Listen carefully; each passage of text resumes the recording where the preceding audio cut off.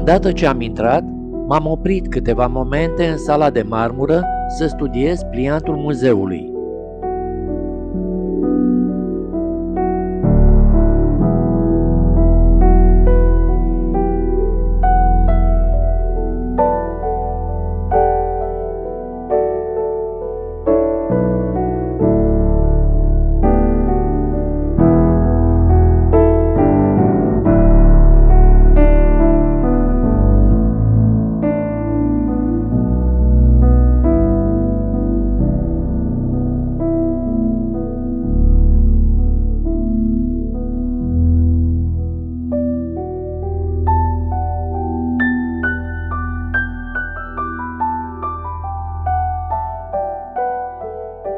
În entuziasmul aniversării celor 1000 de ani de la înființarea regatului maghiar, această sală abundă de simboluri ale națiunii maghiare și ale religiei catolice proprii acestui popor.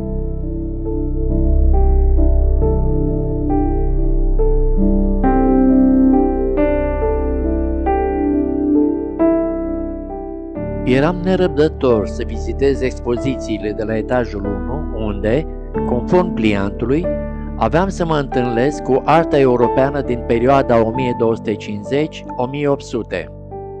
Și nu numai, artiștii francezi ai secolelor 19 și 20 sunt și ei bine reprezentați. Fiecare ușă de la acest nivel ne permitea accesul într-o nouă poveste, într-un nou univers. Vă voi conduce prin sălile muzeului exact cum ne-au purtat pe noi pașii la momentul respectiv și cum au răspuns spiritele noastre la vederea capodoperelor văzute.